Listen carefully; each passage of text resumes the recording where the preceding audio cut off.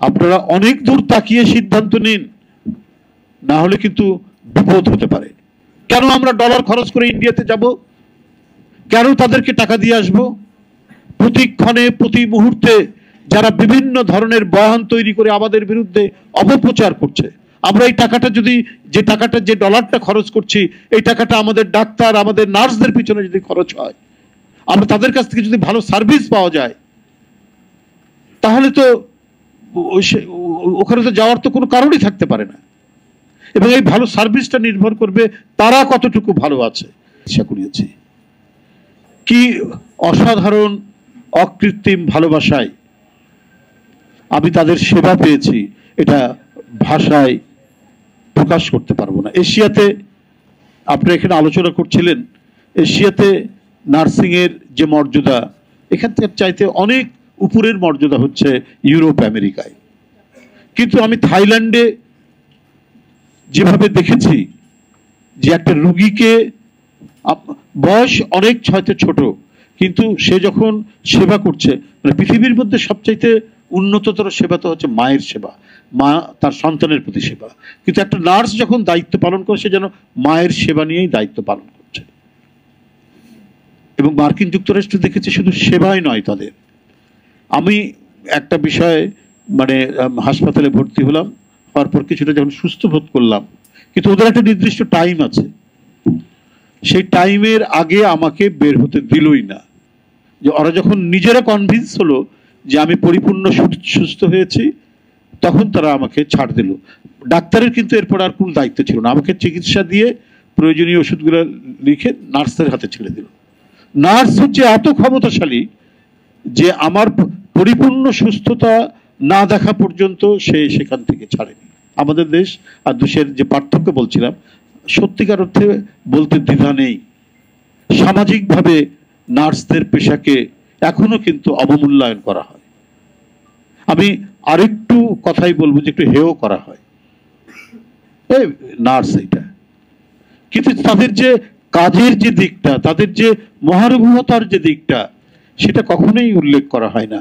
সেটাকে কখনোই আমরা আমাদের স্বচ্ছ চোখে দেখে তাদের যে সামাজিক মর্যাদা, এরাও কিন্তু নার্সিং এর উপর গ্র্যাজুয়েশন আছে, নার্সিং এর উপর মাস্টার ডিগ্রি আছে, তো সেগুলো তারা করছেন। তারপরেও কিন্তু কেন জানি একটা মানে বৈষম্য ক্রমাগতভাবে আমরা বাংলাদেশ না এশিয়ার মধ্যেই সেটি দেখা যায়। আমি ইন্ডিয়াতেও চিকিৎসা করেছি, সেখানেও দেখেছি যে হয়তো আমাদের চাইতে কিছুটা ইমপ্রুভড, কিন্তু সেই রকম মর্যাদার আসনে তারা আসন গ্রহণ করতে পারেননি, সেটা একটা বড় দিক।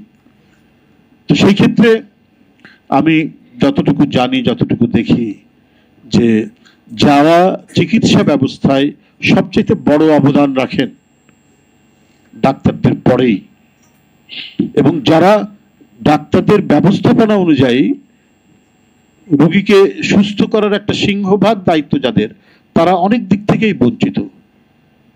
আমি আজকেই একটা পত্রিকায় পড়ছিলাম যে 14 গ্রামে হেলথ কমপ্লেক্সে 30 জন নার্সের দরকার, সেখানে অর্ধেকের নার্স সেখানে নেই।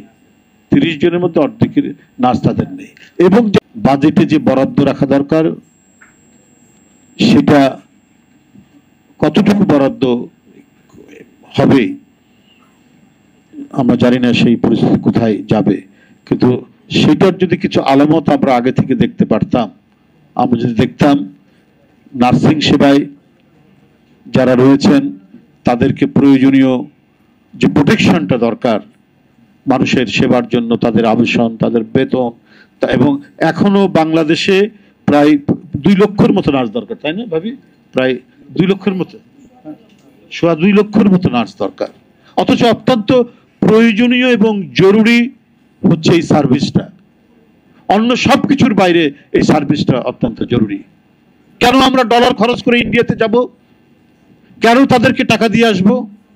প্রতিক্ষণে প্রতি মুহূর্তে যারা বিভিন্ন ধরনের বয়ান তৈরি করে আমাদের বিরুদ্ধে অপপ্রচার করছে, আমরা এই টাকাটা যে ডলারটা খরচ করছি, এই টাকাটা আমাদের ডাক্তার আমাদের নার্সদের পিছনে যদি খরচ হয়, আমরা তাদের কাছ থেকে যদি ভালো সার্ভিস পাওয়া যায়, তাহলে তো ওখানে তো যাওয়ার তো কোনো কারণই থাকতে পারে না। এবং এই ভালো সার্ভিসটা নির্ভর করবে তারা কতটুকু ভালো আছে, চিকিৎসক এবং নার্সরা কতটুকু ভালো আছে, তারা কতটুকু মানে লাইফ সাপোর্ট, তারা কতটুকু সাপোর্ট, লজিস্টিক সাপোর্ট পাচ্ছেন রাষ্ট্রের কাছ থেকে, সেটা নিশ্চিত করা। সেটা নিশ্চিত করতে পারলে তো মানুষ আর ওই দিকে ওইভাবে ছুটে যেত না। সেই কাজগুলো অন্তর্বর্তীকালীন সরকারকে করা দরকার ছিল। এবং আমি এটাও বলি, আপনারা অনেক দূর তাকিয়ে সিদ্ধান্ত নিন, না হলে কিন্তু বিপদ হতে পারে। যে কোনো হঠাৎ আবেগবশত কোনো সিদ্ধান্ত নিন না, অনেক দূর তাকিয়ে আপনার সিদ্ধান্ত নিন, যাতে আমাদের শিক্ষা খাত, স্বাস্থ্য খাত, আমাদের যে সোশ্যাল ওয়েলফেয়ার, যে সমস্ত বিষয়গুলো, সেগুলো এখন থেকে এমন কিছু আপনারা উদ্যোগ গ্রহণ করতেন যেটা একটা দৃষ্টান্ত হয়ে থাকতো। আপনারা সংস্কারের কথা বলছেন, আপনারা কিছু সংস্কার আপনার ক্ষমতায় থাকতেই দেখান না কেন? যে প্রতিটি হেলথ কমপ্লেক্সের কাছে কমপক্ষে 2/3 নার্সের আবাসন ব্যবস্থা হবে। এটা কত টাকা খরচ হবে আপনার? তাহলে তো দেশের মানুষ